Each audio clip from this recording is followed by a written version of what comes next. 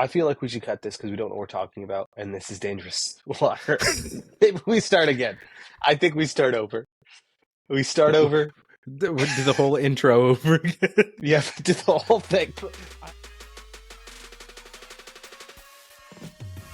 What's up, everyone? Welcome to another episode of Down Once More. Matt here, and I'm joined by Brad. And this week, we are doing our first movie review of 2025, and we are reviewing Kneecap. So we're going to get right into it. Kneecap won a couple awards at Sundance, and it won a lot of British International Film Awards. It was snubbed at the Oscars. We're recording this after the Oscar lists have been announced. So it was predicted to be nominated for Best Original Song and Best International Feature Film, but snubbed in both of those categories. However, another musical, Amelia Perez, which I have not watched yet, it's tied for the second most Oscar nominations ever with 13 Oscar nominations. One of the worst, both panned by audiences and critics. I feel like a lot of times Oscar nominated movies have low audience ratings, but they appeal to critics and the right audience. This one, not well reviewed, either side of it, but this made nominations, and how much one before, I need to watch it now. So it will be reviewed on the podcast at some point. Wicked also received 10 nominations. So shout out to Wicked. That's surprising. That's a pretty high amount. I was not invited to participate in the Wicked review. Apologies. I don't know why. You hadn't seen it yet when we reviewed it. So well, you didn't ask me to. Lo siento. You don't mean that. Don't appropriate another person's language. As we've learned in Kneecap, languages create stories, and stories create nations. That's right. So Kneecap, I'm going to do a synopsis if you don't know what it is. It is streaming on Netflix right now, so you can go watch it with Netflix jacking their prices up again. But so they're bringing, probably because they're pumping all this money into the marketing and awards push for Amelia Perez. So they're like, oh, is that a Netflix original? Yep, it's on Netflix. So there you go. So we get to pay for it. But I'm going to read a synopsis here. It's when fate brings Belfast schoolteacher JJ into the orbit of self-confessed low-life scum Nisha and Liam, the needle drops on a hip-hop act like no other. Rapping in their native Irish language, Kneecap fast become the unlikely figureheads of a civil rights movement to save their mother tongue. But the trio must first overcome police, paramilitaries, and politicians trying to silence their defiant sound, whilst their anarchic approach to life often makes them their own worst enemies. In this fiercely original sex, drugs, and hip-hop biopic, Kneecap play themselves, laying down a global rallying cry for the defense of native cultures. So, a bit long, but yes, they are playing themselves in this movie.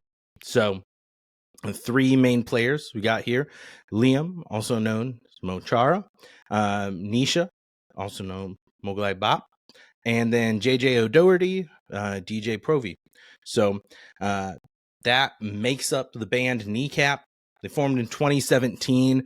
The director, British director Rich Pepiot, he kind of got onto them, started working with the band, and started taking Irish language lessons himself, and kind of built a relationship with the band to tell their story. They were a little bit hesitant of that British director, relatively new. This is his first full-length feature film like this.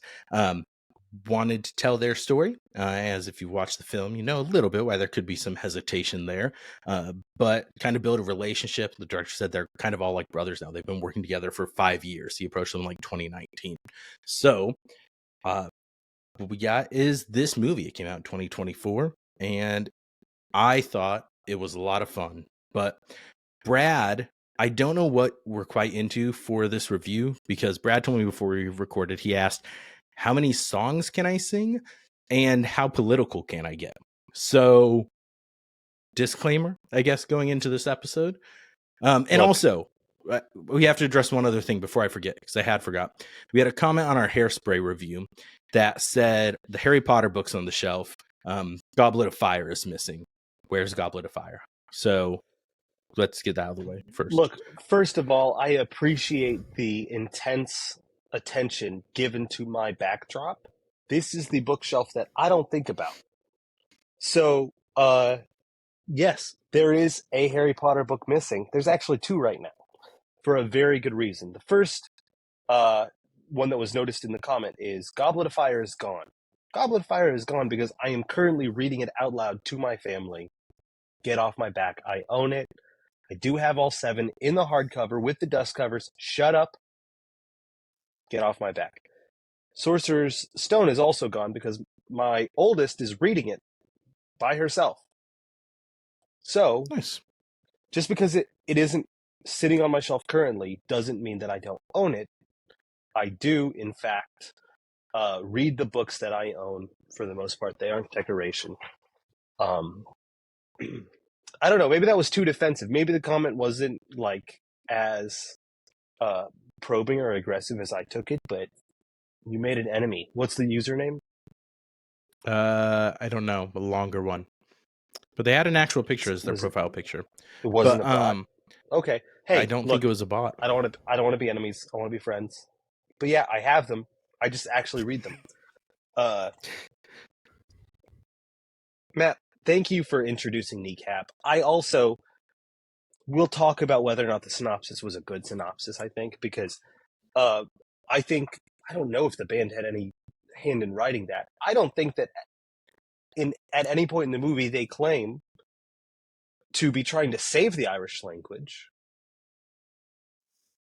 I think they would actually push back on that a little bit, but we'll get there. One of the things that the movie does is assume a level of familiarity with the state of affairs in Belfast. Something that I don't think that they really go into much, and that a lot of Americans likely don't know much about. So there's a couple subtle things that I want to bring attention to kind of shade our conversation before we really get into it. First is the actual country itself. Matt, on a map, what would you see if you were to look up the country in which Belfast is? What would it say? Northern Ireland. I don't know. That's what it would say on a map. But what do they say in the movie? North of Ireland. North of Ireland. This is an important distinction. Why? Because Northern Ireland is a British colony. It is not what the Republicans, not to be confused with American political conservatives. These are people who believe the Republicans are those who believe that Ireland should be unified. There's 4 counties of Ireland. Looks like a teddy bear. The teddy bear's head's been cut off. The British have never let go of it. Now, whole lot of history. We could go into the Troubles. We can go into like the paramilitary. Let's just kind of keep it simple. DJ Provy, right? We've heard of the Provies. Mm-hmm. That's brought up a lot. They don't really talk about it. That's a reference to the Provisional IRA.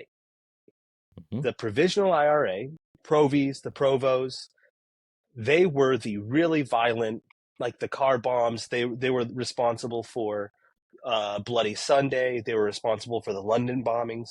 They were the ones that did all the really like violent acts of terror. Different from the IRA, different from all these different groups.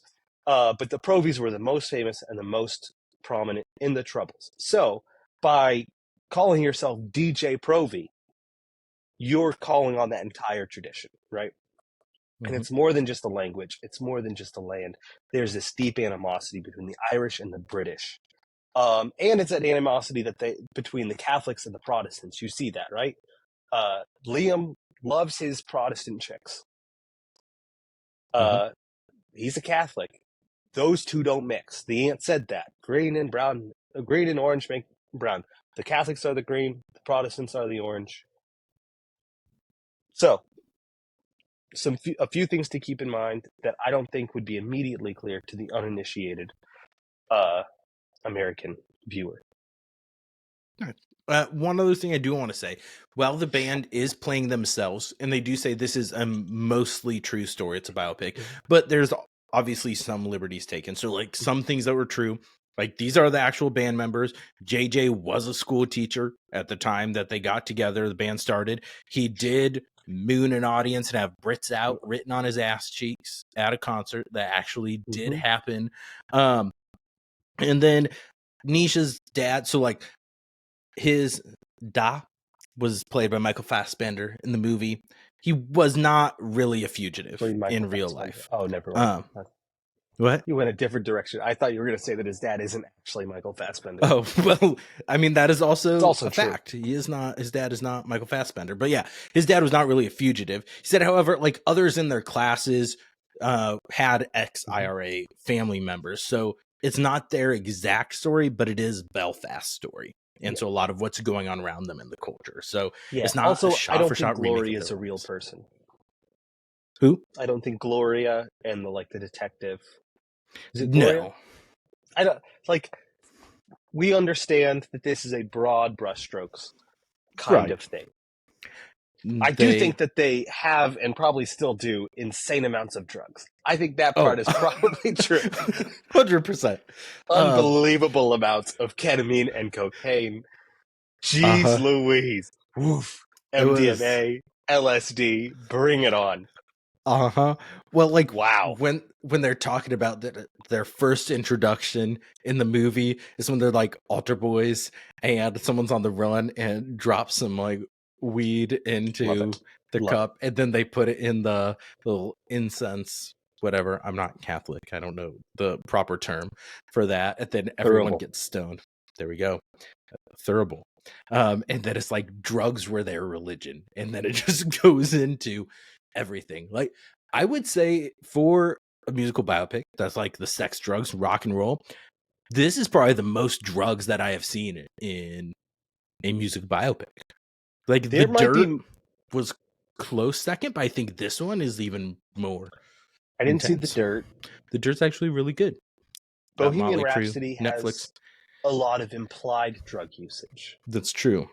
I do not know, like you said, of another one that's like that. I mean, there's a lot in Straight Outta Compton as well.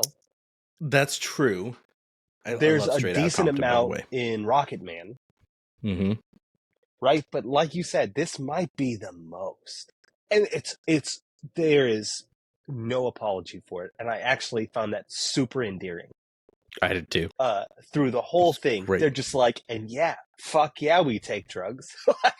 Like, that's it. They don't try to be like, and we came to the light and now we're so like, no, they're just like, drugs. Yep. Hell yeah. Do you. Yeah. We'll get like our kind of a little more structure instead of us just raving about it. But one thing I have to call out that I thought was really fun, like when we're first introduced to DJ Provy, when he's teaching these kids the Irish language, and he's talking about cutting turf, and one kid's like, how do you cut turf? And he's like, with misery and despair, I'd say. And I thought that was just great what he's talking about. Like, I know you said you would feel as though they weren't necessarily like championing trying to keep the Irish language necessarily alive. Like, that wasn't their main. They're not trying to save the Irish language, is what I would say. True. It was at the time when there was that political backdrop, and I think they got used for that. But one of the things in the movie is, which is probably one of the fictionalized parts, obviously, is when Michael Fassbender, when Nisha's dad's telling Nisha and Liam when they're young, that he's like, go home and watch an American Western, but try to look at it from the point of the Indians. And remember, every word of Irish spoken is, what is it? Is a bullet, fired. Is a bullet fired for Irish freedom. So, I thought like that is something where they became kind of the counterpoint. And I think what I kind of got from it too is especially Nisha as it went on with the kind of challenge in the movie, with the challenge from his dad to do something with his life. And he's like, yeah, you're speaking Irish, but you're not having a mission. You're not proving a point. Like, you're just doing it. It's not actually, that's why he was refusing to speak Irish back to him. And then at the end, telling him like how powerful it is, what he's doing, helping keep the language alive. But I don't know. Yeah. So I have a couple thoughts about this. First, and I think this gets us into a more structured Yeah. review of the movie. I think that one could make an argument that the protagonist of the movie is the Irish language itself. Yeah. And what Kneecap did isn't necessarily what they what they did was they brought the Irish language to people in a new way that caused them to experience it and connect with their heritage and with their nation in a new way. So that whole analogy of the dodo bird, and you break it free and you let it, it's not in my there's a sense of saving, but it's more a sense of liberating. It's a liberating of the Irish language rather than just like it's gonna die. And I thought that it was really interesting the way they portrayed kind of the two paths of preserving the Irish language. You have the political path, which JJ's girlfriend represents, and then you have the more organic path of the of Kneecap, where they're just like, we're just going to speak to the Irish people in the Irish language, and this is how we're going to keep it alive. And this is our type of. It's not. We didn't make it political, and they say that in that last show, right? We didn't make this political. They made it political. They were the one that banned the language. They were the one that took our country. So I think the way that the Irish language is treated and brought into it, and just like a seamless back and forth, right?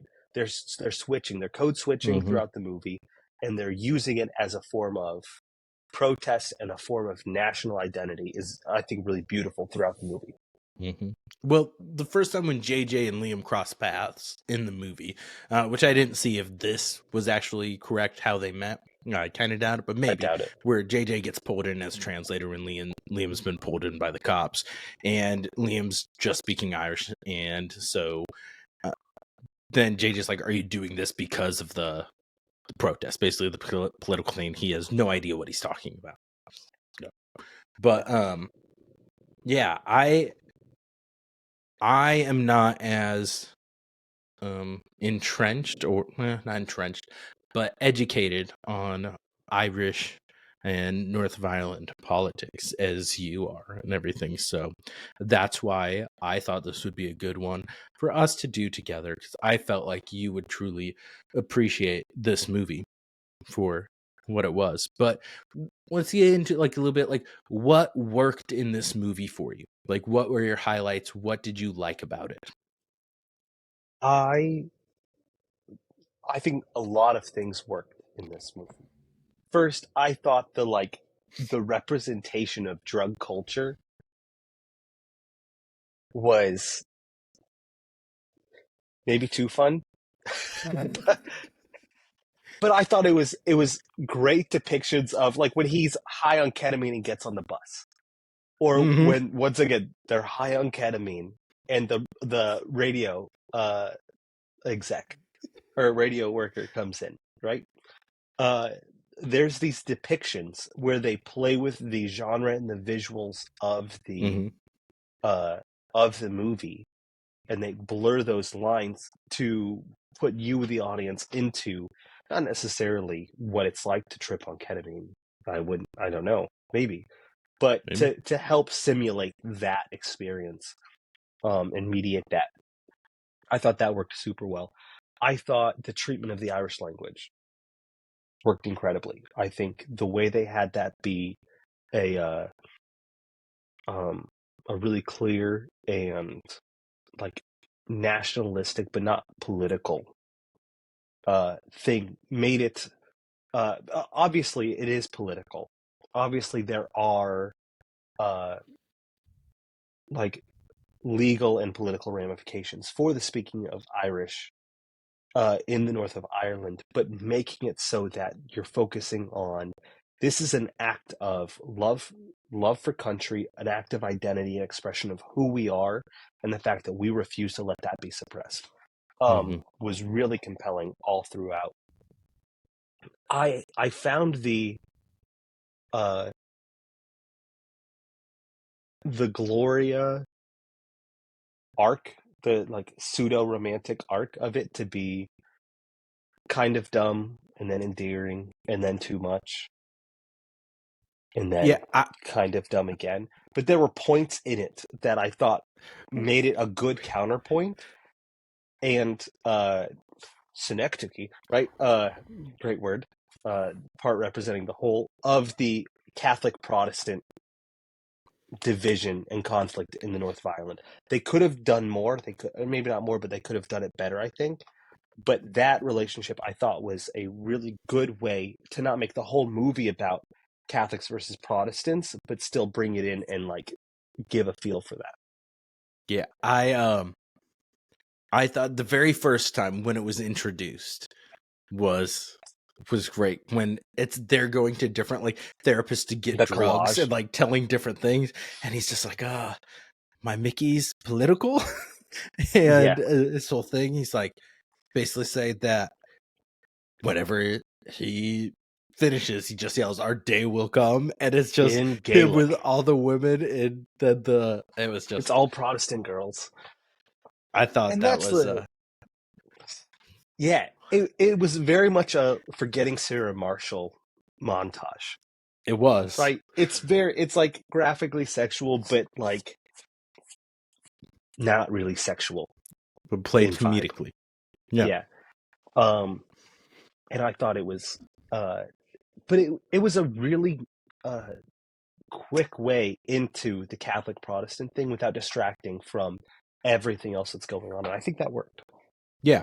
But I get what you said. Like, it kind of pulled you out at certain points, but I do think they used it, like you said, as a way to move the narrative and then connect the conflict with the police chief, captain, whatever she was, detective, inspector, a little bit more there, which wasn't the important part of the movie. That wasn't what drove it home for me. But this is where I think biopics can be tricky, because movies want us to have a villain, but it's very rare in our normal lives for us to be able to identify a clear villain. And so you have to create that. When you're narrativizing and fictionalizing your own kind of story, you have to have a villain. You have to have some antagonistic force. And they kind of doubled up. There was a multiplication of, I think, antagonists a bit. So you had the R-Rad, which in itself was a really funny... When R-Rad was introduced, I thought that was a really clever way of introducing kind of the factionalism of post-provisional IRA North of Ireland paramilitaries, Republican paramilitaries. And also, I think, allude to Monty Python's Life of Brian, when Brian comes up and is just like, "Are you the People's Front of Judea?" "Fuck off! We're the Judeans People Front!" And it goes on. Well, I think that they're building on that with the introduction of R-Rad, but then they also have this peeler detective who's just out to get them, and she's responsible for burning the garage, and she's George's mom, and she's all these, and she's chasing down Arlo. She does too much. It's trying to tie up all the loose ends that are experienced in just normal life and that are created by our own narratives, and make it too neat into one person. And that's where I think the movie felt most inauthentic, where you had this detective constantly tying every loose end together, that trying to be to catch Nisha's dad and Arlo and that whole thing. That was and it ultimately, I think, distracted from the moments of it that were really pure and authentic feeling. Yeah, that's fair.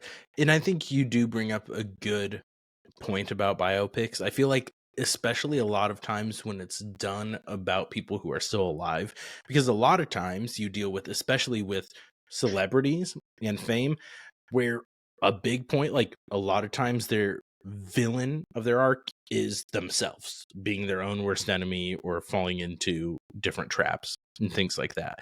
That was one thing I thought was done well in Better Man, the Robbie Williams biopic, where it was like he became his own like worst enemy, being obsessed with fame and drugs and everything that did to him.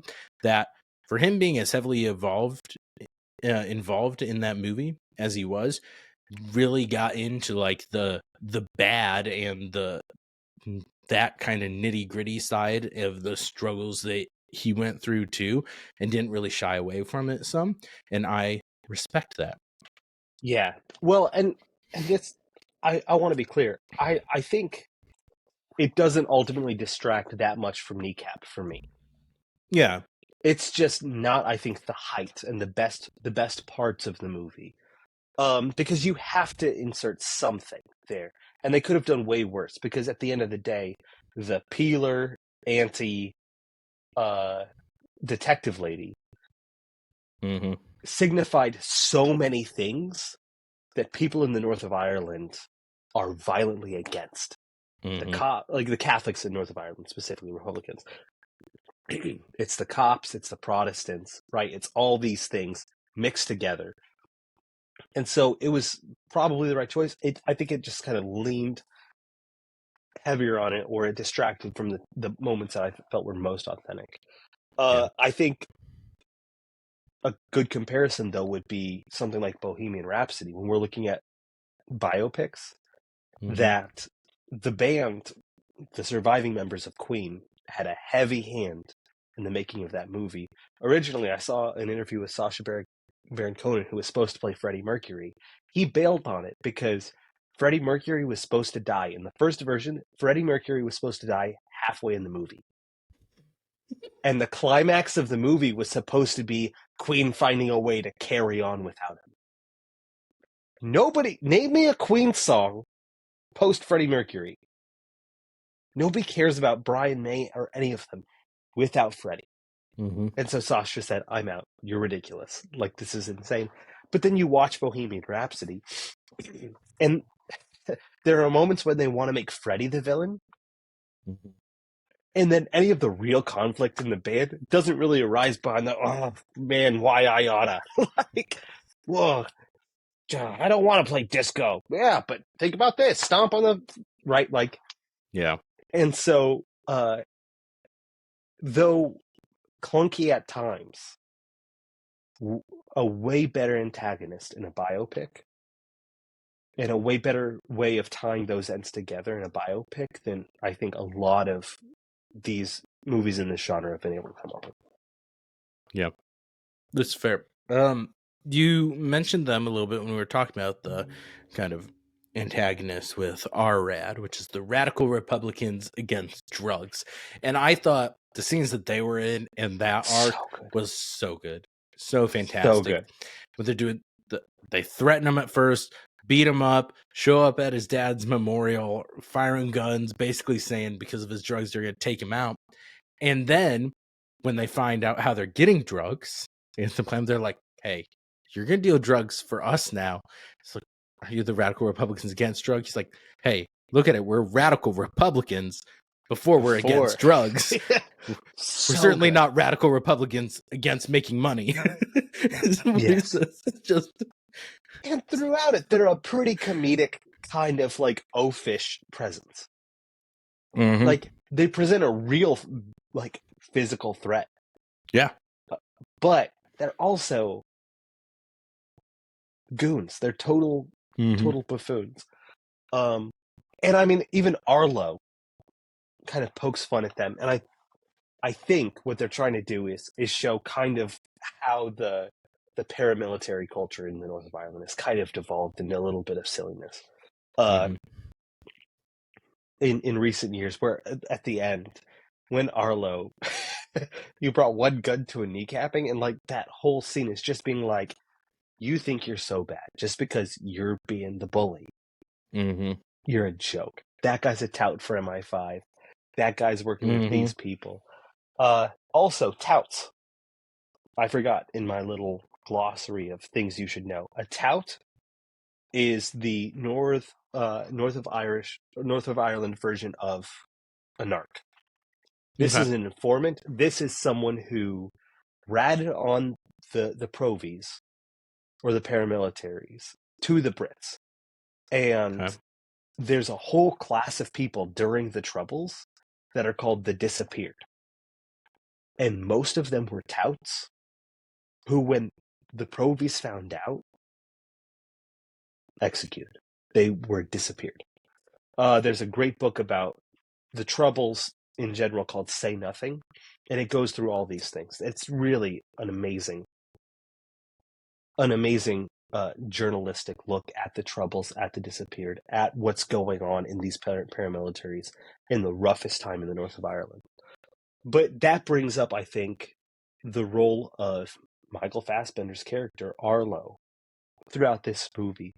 What do you think about Nisha's dad?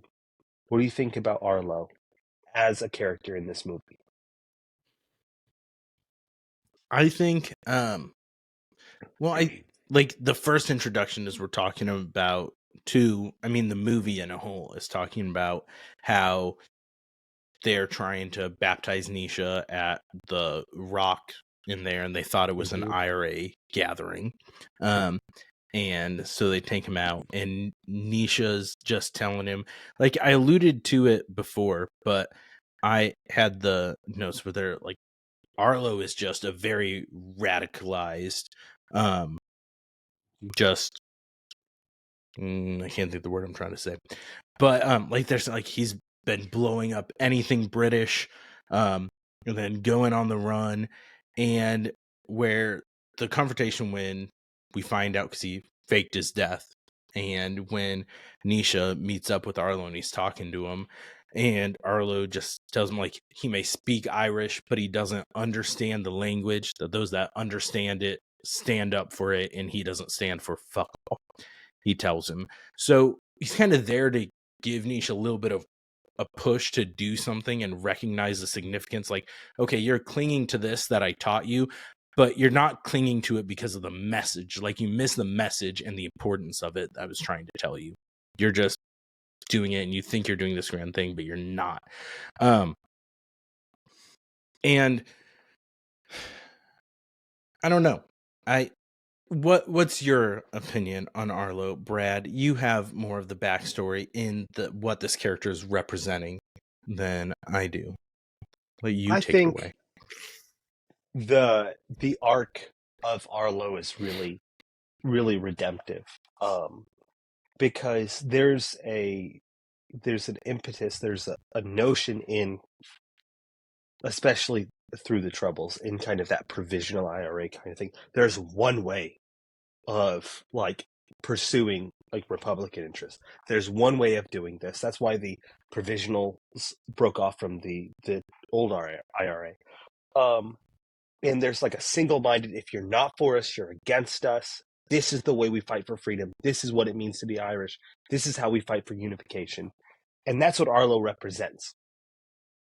And what Kneecap shows is, like, being a paramilitary isn't the only way to, like, fight and advocate for being Irish and bringing, like, an Irish identity back to our country, and back to our land. And seeing him go from his, you're not doing it right, you don't deserve to speak Irish with me, to he gets it and he stands up. Like, he stands up for his kid and like defends him against the RRAD is a beautiful arc. I also wanted to give a quick kind of Arlo becoming a yoga instructor. Mm-hmm. It's funny, but so Bobby Sandals is itself like a pun and a reference to Bobby Sands, who is, Matt, as you well know, the the provisional IRA member who died in the hunger strike of 81. He was elected as a member of parliament while he was still in prison. So he committed some paramilitary actions and he was thrown in jail, and the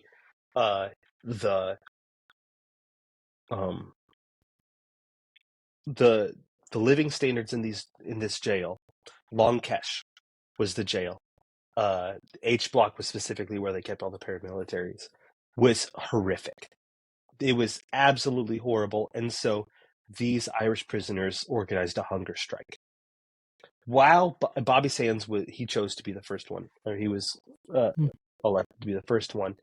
And while he was in prison on a hunger strike that was really like widely known through Republican and even like English knew about these Irish provisionals, these Irish nationalists who are hunger striking, he was elected in Northern Ireland as a member of Parliament. He was on a hunger strike at the time. Margaret Thatcher said, "Let him die. Who cares?" He dies like around a month after being elected to a member of Parliament. Really? And Bobby Sands was a national hero. They reference him. His name is on a poster in it. They reference like when they got banned from the radio, how that brought everybody out. They reference like hunger strikes, like all these different things. There's no way to get more popularity. They're referencing Bobby Sands. And so him taking the name as the yoga instructor, Bobby Sandals, is itself a reference to Bobby Sands. Really kind of a deep dive.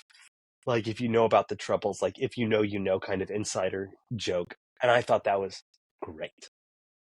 But the fact that he also just fucking wore socks with sandals, and that's how Nisha was just like, "Duh." Like, I thought that was a really cool moment. Maybe cheesy. It did it for me. It did it for me. Okay, so I think for people who may not be familiar, you've referred to the Troubles multiple times. Describe the Troubles. Oh, this is the first song of the night. Matt. So, Ireland has 4 counties. And the bear. The Brits, what? You said they are like a teddy bear, the head of the teddy bear. It looks like a teddy bear. I thought you were talking about the show.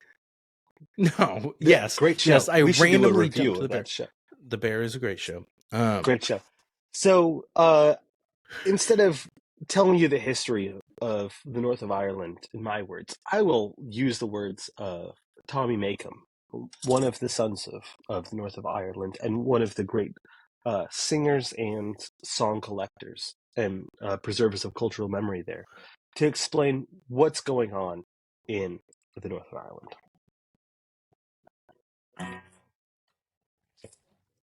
Still my humidifier. Still my guitar.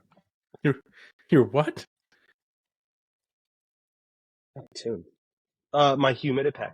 So guitars dry out. The wood dries out, and if it gets too dry, it cracks. The wood cracks. And this is a very nice guitar that I want to keep nice forever. And so I have these little humidipacks, and they maintain like a 50% relative humidity in my guitar case at all times. You were nice and prepared for recording, I see. Well, what did I have to the fine old woman? What did I have? Don't look at me like that. This proud old woman did say I had 4 green fields.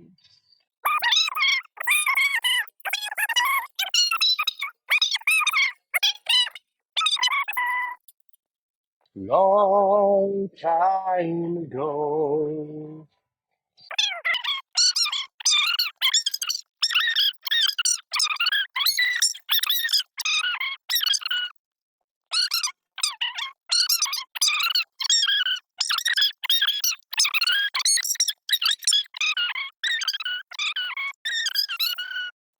So, Ireland is like an old woman in that song.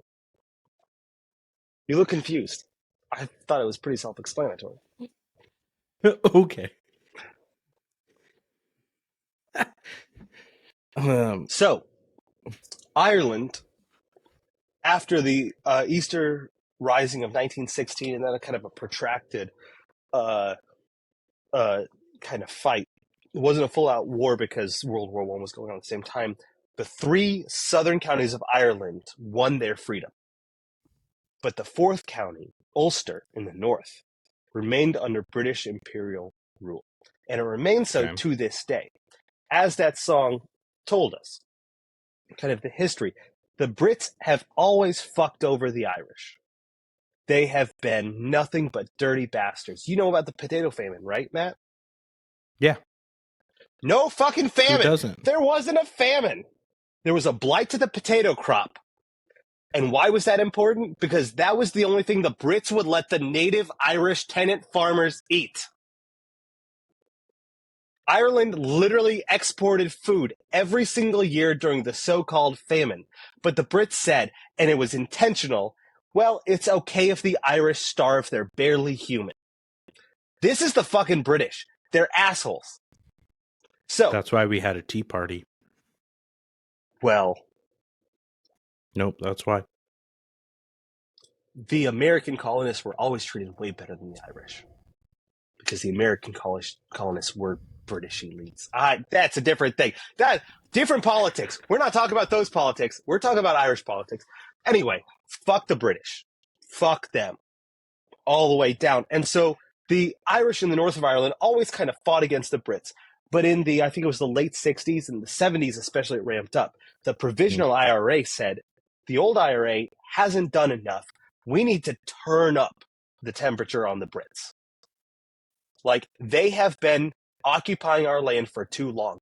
And so they ramped up paramilitary activity against the English. They organized bombings and all sorts of things. In response, the Brits turned up the fascist knob to 11. Margaret Thatcher, she authorized internment. So the British forces would, oh no, trying to reconnect. You were frozen.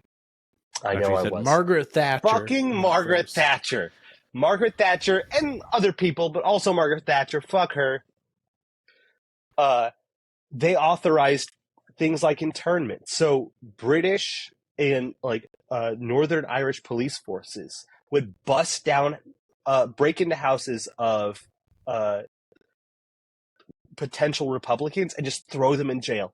No court, nothing. Just throw them in jail. And like we said, these jails were horrible places to be. There were death squads roaming the streets, just fucking killing Republicans. So the Brits cracked down real fucking hard, and it was a horrible time to live in the north of Ireland because there was tension, there was fights for freedom. Sinn Féin, which is the Republican Party in the Republic of Ireland, with connections to the IRA, right? There's all sorts of different things going on. It was a terrible time to live.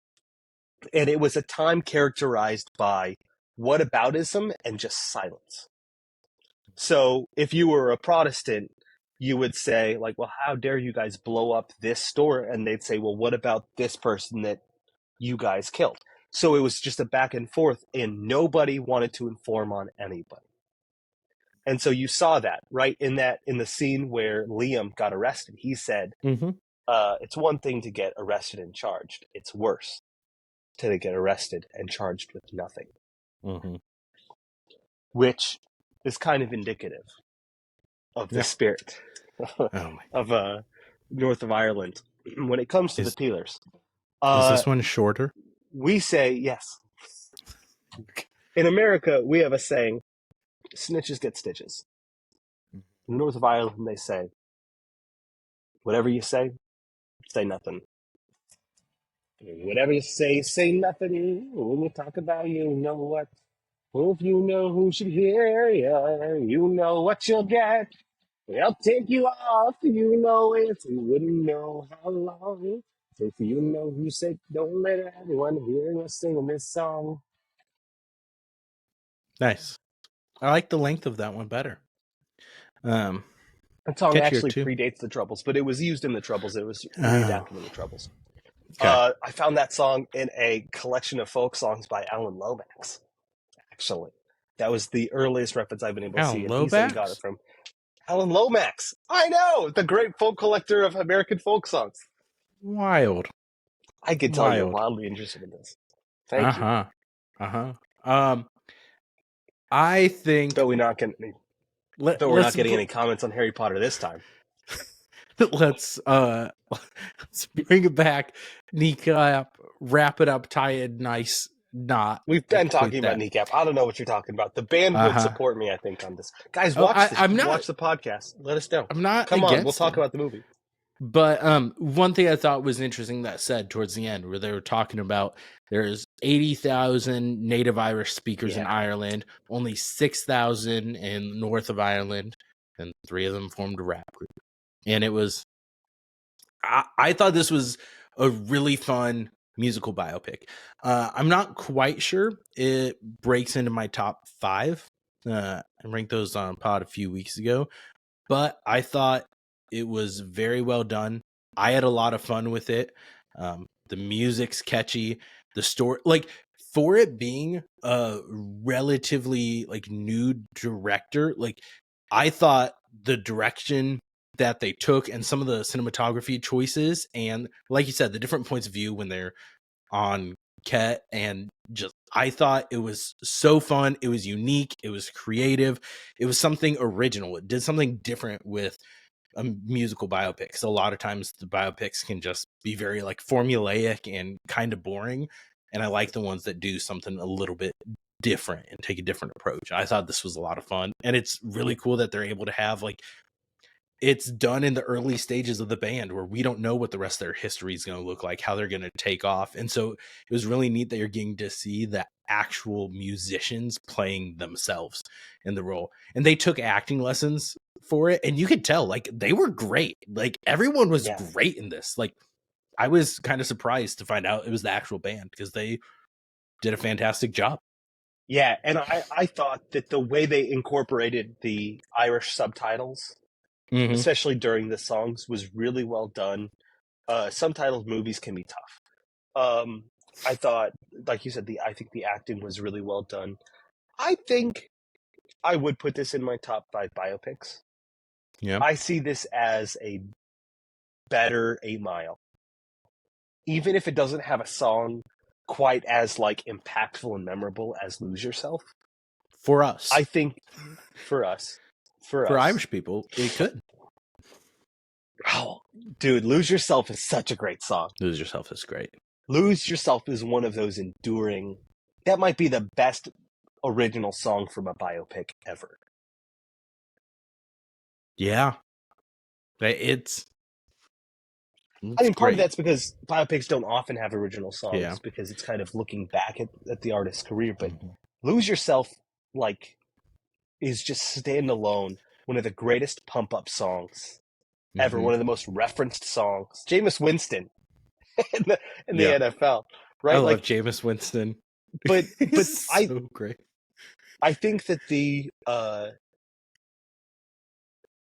setting of the north of Ireland and all the uniqueness that the unique struggles that they go through there, I think gave this a really compelling setting. And I thought they carried it through well. And I thought when DJ Provi at the end tied that into the why of the music, and he said hip hop gave a voice to Black people in America.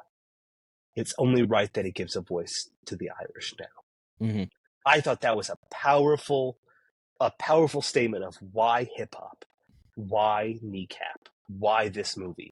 That really kind of summed up the whole purpose of the movie. I thought the stories and the personal trajectories of Liam, Nisha, and JJ were interesting, but really, like, the most compelling thing was what they were able to do with the Irish language. You didn't hear any of this because it was unstable. Boats and hoes. Boats and hoes. Boats and hoes.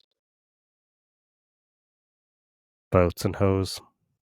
Okay, much better now. So, I think the best way to segue back into this is with another song. You can go pee if you want to. This is a long one. No, perfect. Thanks. This song is about a boy who grew up in the north of Ireland, Derry specifically, and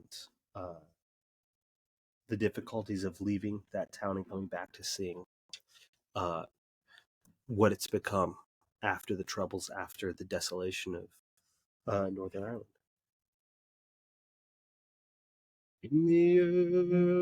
Nope, I messed up the words. It's a sign. They won't know it. They'll never hear. You know what? Hit me up, folks. Send me a DM on, I don't know, Facebook. I'm not on anything. So find a way to contact me, and I will play that song for you on FaceTime for $10. There you I'll go. remember the songs too, or your money back. DM the pod on Instagram. So, but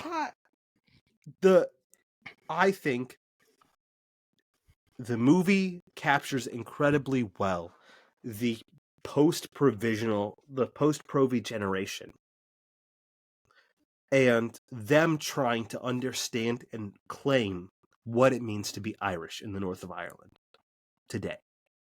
I'm back. What the hell? Okay. That's fine. We can do it. I can put a picture of you on the screen. Yeah, it's fine. Look, so I greatly apologize for this technical difficulty. What is going on is Xfinity tells me there is a service outage in my area at 10 o'clock at night. Fuck off. How did that happen? That's fun. I don't know. So this is what we're doing. Look, I thought Kneecap was great. I thought that it captured ways that people of the post-Provy generation could reclaim an Irish identity and an Irish Republican identity at that in the north of Ireland today. And it used what has traditionally been a liberating musical genre and a language that has been so violently oppressed and suppressed by the British for centuries to do so. And I thought that both of those things together was incredibly powerful. Great movie. Loved it. Well done, Kneecap. Perfect. And I don't have a ton else to add to that. I also thought it was a lot of fun. Would highly recommend it. Make sure there are a decent amount of subtitles in it because they're using the Irish language. So it's one you have to dial in and pay attention to, put the phone down. And I think that's a good thing. I think it forced me to engage in watching it. I usually do for movies for this anyways, but I loved it. I thought it was very creative. It was unique. The music was catchy. Loved it. Highly recommend. And I think this was a great movie to be our first review of 2025. I think it is up there in one of the better, most unique biopics that exists. So that's going to do it for this week's episode. Stay tuned. Not quite sure what we'll see on next week's episode. Probably a streaming update, what's streaming in coming to theaters in February. So tune in to that. Check out my mini review of Better Man, the Robbie Williams biopics on the biopic vein, and what I think some of my favorites are. Spoiler alert, 8 Mile and Straight Outta Compton are up there. I think those are some of the best ones, and Rocket Man, a lot of fun. But I also, my hot take, tell the people, Brad, what our father thought about Rocket Man. Too much kissing, gay kissing. Too much gay kissing. The man watching the Elton John documentary was just like, whoa, guys are kissing a lot for me in this. But I think they borderline showed pubes in it, and so that was just I think they went below. My hot take, I feel like if we are going to consider 8 Mile a biopic, then I am considering Tick Tick Boom a biopic. So are there people that don't? I don't know. I'm just saying. I feel like I don't see it thrown in there with biopics, and I feel like it is because it shares a lot. It is about Jonathan Larson. It is about him writing Superbia, the musical he wrote, him telling his story. Yeah, there's some fictionalized things, but it is largely based in his reality. And so I consider it a biopic. But the genre of biopic involves some element of fiction. Otherwise, it would be a documentary. it's So true. I don't want to hear it. Absolutely. Tick, Tick, Boom is a biopic. It's just a Perfect. biopic based on a biographical play. So yeah, there we go. I would put this above 8 Mile because I think they're similar enough. And if I had to choose between the two, I would pick this. I think I agree. Rocket Man is incredible. I haven't seen the Better Man. Is that what you said? Mm-hmm. I That's haven't the seen Robbie that one. Williams monkey movie. Very Yeah. good. It I haven't bombed in seen. the U.S. because not many people know who Robbie Williams is, and it looked Hey, weird. hey, with the But monkeys. That Robbie Williams? no, that would be the Monkees. But he I don't know who sings Robbie Williams is. He was a British pop star. He was in a boy band and then went solo. Very big over there, like huge. One of the better selling like live venue artists. He wasn't in But Oasis. They just no, came but back, he and the did. Brits are insanely excited. Yes, I had but no idea Oasis is was as featured big in as it. they are. That makes sense. Okay. Yep, but I have He's our friends in the Nick Lachey. UK, That's what you're saying. kind of, except bigger. He's their Nick Lachey. Bigger than Nick Lachey. Oh my Bigger God. because he sold out. He did Nebworth venue over there, and so there was like 325,000 people at it. Did you really just blow your nose? That's what I think about the Brits. Oh my USA. God. USA. Sorry. You saw the tissues. What? You saw the tissues. I did.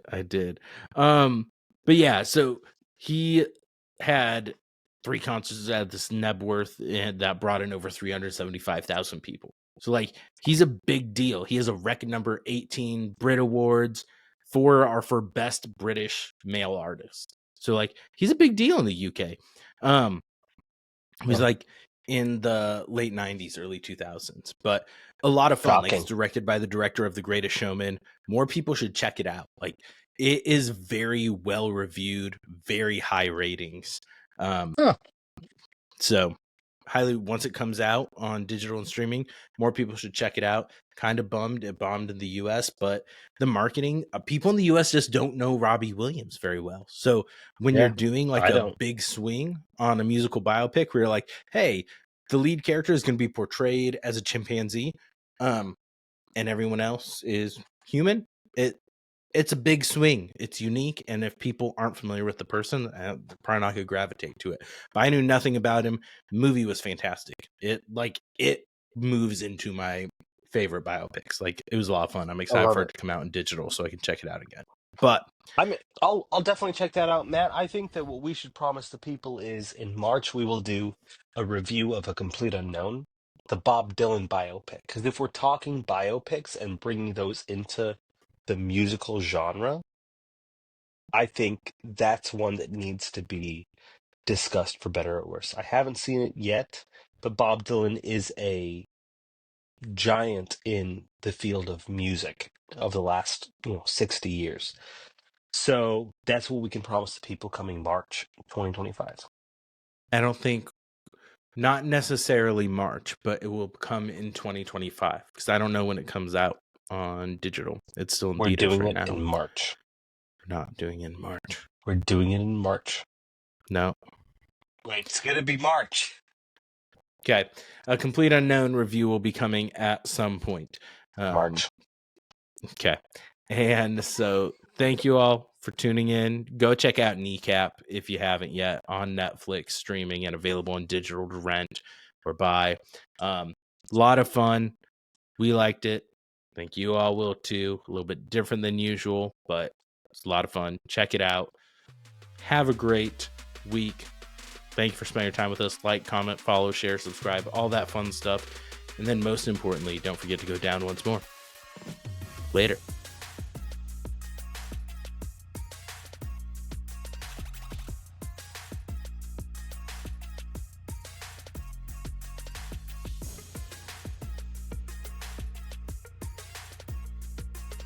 What did I have? Said the fine old woman. What did I have? Don't look at me like that. This proud old woman did say, I had 4 green fields. Each one was a jewel, but strangers came and tried to take them from me. I had 5 strong sons. They fought to save my jewels. They fought and died. And that was my grief, said she.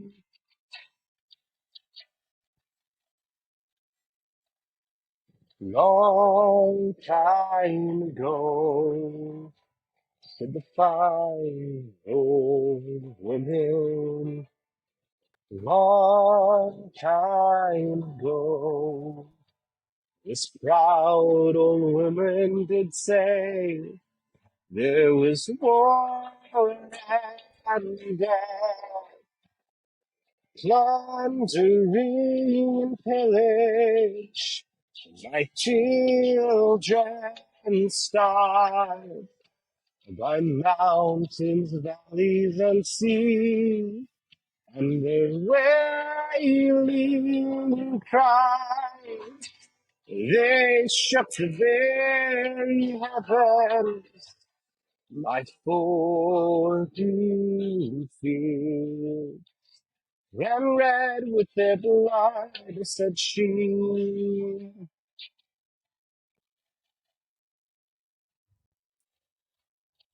What have I, said the fine old woman?